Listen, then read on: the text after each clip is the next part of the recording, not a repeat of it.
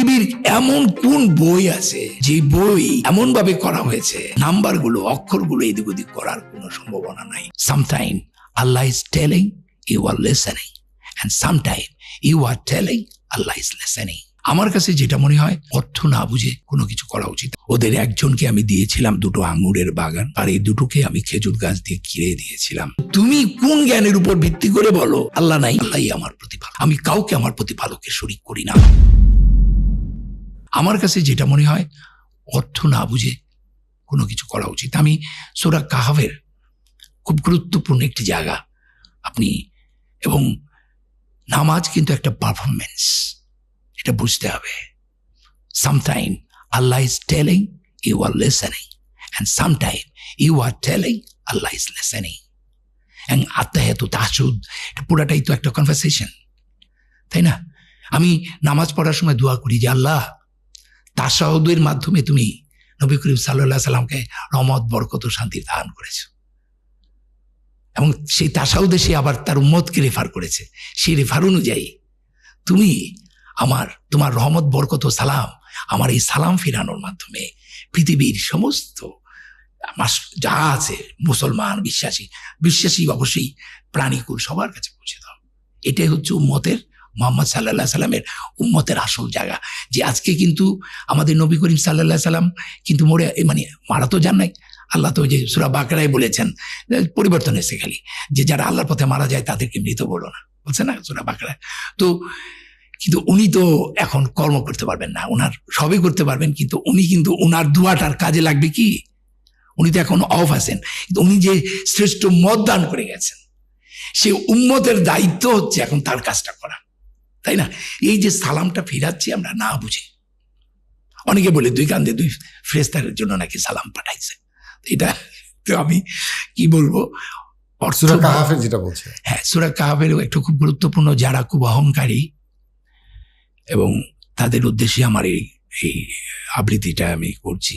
আউযু বিল্লাহি মিনাশ শাইতানির রাজিম, বিসমিল্লাহির রহমানির রহিম। তুমি ওদের কাছে একটি উপমা বয়ান করো, 2 ব্যক্তির উপমা। ওদের একজনকে আমি দিয়েছিলাম 2টো আঙ্গুরের বাগান, আর এই 2টোকে আমি খেজুর গাছ দিয়ে ঘিরে দিয়েছিলাম, আর 2-এর মাঝে দিয়েছিলাম শস্য ক্ষেত। 2টো বাগানই ফল দিত, তাতে কোনো কসুর করতো না।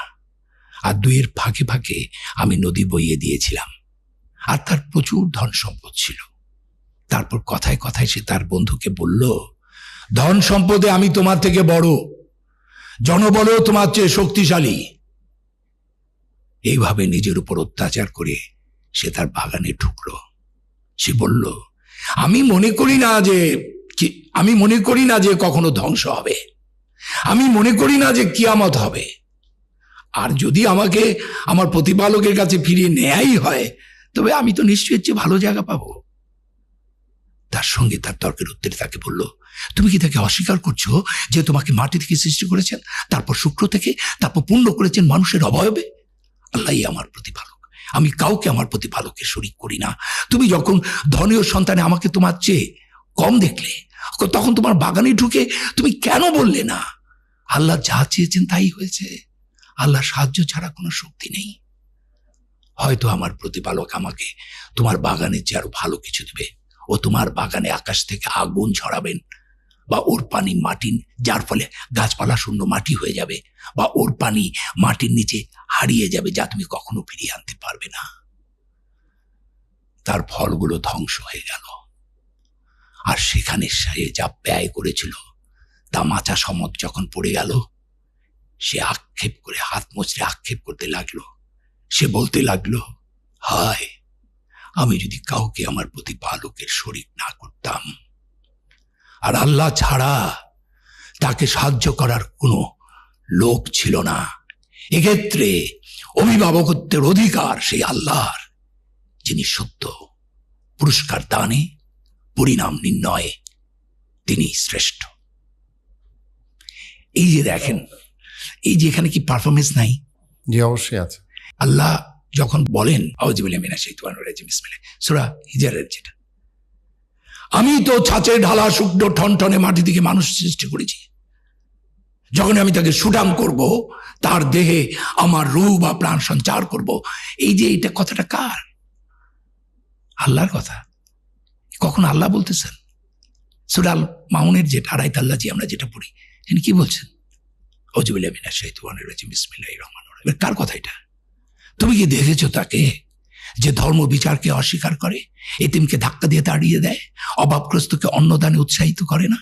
সুতরাং দুর্ভোগ সেই সব নামাজ আদায়কারীর, যারা তাদের নামাজ সম্বন্ধে উদাসীন, যারা তা পরে লোক দেখানোর জন্য, এবং যারা অপরকে সংসারের ছোটখাটো জিনিস দিয়ে সাহায্য করতে চায় না।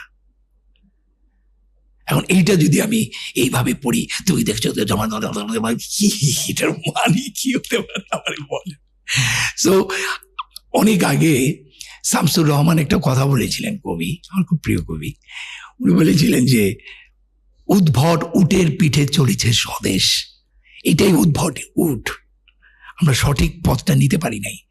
আমি কতগুলো মানুষকে খুব স্মরণ করি সবসময়, একজন তার মধ্যে একজন অন্যতম হচ্ছে মাওলানা ভাসানী, ডক্টর মোহাম্মদ শহীদুল্লাহ, এবং আমাদের যে ভ্রমণ কাহিনী লিখতেন সৈয়দ মোস্তফা আলী। সৈয়দ মোস্তফা আলী 15 থেকে 16টা ল্যাঙ্গুয়েজ শিখেছে। আরে ভাই, আপনার বয়স 70 বছর, তাতে কি? কালকে থেকে শুরু করেন আপনি আরবি ভাষা শেখা। কারণ ভাষা শিখলে কি হয় জানেন? বিদেশিরা, ফরেনাররা, ওরা ওদের মাতৃভাষার পাশে 2-3টা করে ভাষা শেখে। কেন জানেন? ওইটা লসনেসটা, ব্রেনটা কাজ করে। ব্রেনটা কাজ করলে যেটা বুড়ো বয়সেও স্মরণ শক্তিটা কাজ করে। আমি বলছি যে আপনি, আমার তো বুড়ো হয়ে গেছে, আর কে শিখাবে? আপনি আরবি ভাষাটা বিসমিল্লাহ বলে শেখা শুরু করেন। আপনি যে কটা শিখতে পারবেন সেটাই লাভ। যেমন না পারলে কিছু সূরার ওই ওয়ার্ডগুলোর অর্থটাও যদি আপনি বলেন, আল্লাহু লা ইলাহা ইল্লা হুয়াল হাইয়ুল কাইয়ুম, আল্লাহ তিনি ছাড়া কোনো উপাস্য নেই, তিনি চিরঞ্জীব চিরস্থায়ী, এরকম ওয়ার্ডগুলো বুঝে করতে পারেন। আরবি ভাষাটা শিখলে দুটো লাভ। একটা হচ্ছে আপনার স্মৃতিশক্তি বেড়ে যাবে। 2 নাম্বার হচ্ছে যেই ভাষাতে আমাদের কোরআন নাজিল হয়েছে সেই ভাষাটা আপনি জানতে পারবেন। তবে এই ভাষাটার, এই পড়াটার কোনো অর্থ নাই যার আমি একটা শব্দও বুঝি না। আসলে আমি খুবই ক্ষুদ্র একটি মানুষ, এবং আমার যে জ্ঞান, আমার যে পড়ালেখা, সেটা এতই সীমিত, এতই কম। তারপর ওই অল্প জ্ঞানে আমি যে আমার মহান আল্লাহ তাআলার অস্তিত্বটা যে একটু টের পাচ্ছি, উনি আছেন, এতেই আমি ধন্য। আমরা যদি কোরআনটাকে সুন্দর করে বুঝি, অর্থ করে পড়ি, এবং ইসলামটাকে সঠিকভাবে মেনে চলি, এবং আমিটা যেন বড় না হয়ে যায়, আমি যেটা বলেছি সেটাই ঠিক, এই থেকে বেরিয়ে আসতে হবে। তাহলে আমার মনে হয় আমাদের এই দেশটাকে, আমার বাপদাদারা, তার দাদারা অনেক ভালো মুসলমান ছিলেন আমাদের চেয়ে। দিন দিন আমরা খুব খারাপ মুসলিম হয়ে যাচ্ছি। আমরা আমাদের পুরনো সেই সুন্দর ঐতিহ্যকে ফিরে পেতে চাই। আমাদের দেশে আবারও মাওলানা ভাসানীর মতো এরকম একজন লিডার আসুক, এবং ডক্টর মোহাম্মদ শহীদুল্লাহর মতো এরকম আরো গুণীজন আসুক। কাউকে কখনো তুচ্ছ করা উচিত না। কার মধ্যে আল্লাহর প্রতিনিধিত্ব আছে? আল্লাহর প্রতিনিধিত্ব সবার মধ্যে আছে। ওই খেটে খাওয়া সাধারণ মানুষটি যাকে আমি ঘৃণা করছি, যার উপরে আমার এত বাজে দৃষ্টি, তার উপরেই আল্লাহ মহাকল্যাণ রেখেছে। কাজী মানুষের প্রতি বিশ্বাস হারানো যাবে না। মানুষের প্রতি বিশ্বাস হারানোটাও খারাপ। আল্লাহর একটা কোরআনে আয়াত দিয়ে আমি শেষ করতে চাই। আল্লাহ একটা জায়গায় বলছেন, আউযুবিল্লাহি মিনাশ শাইতানির রাজিম, বিসমিল্লাহির রহমানির রহিম, পৃথিবীতে বা ব্যক্তিগতভাবে তোমাদের যে বিপদ আপদ ঘটে, তার লেখার পূর্বেই তার লেখা হয়।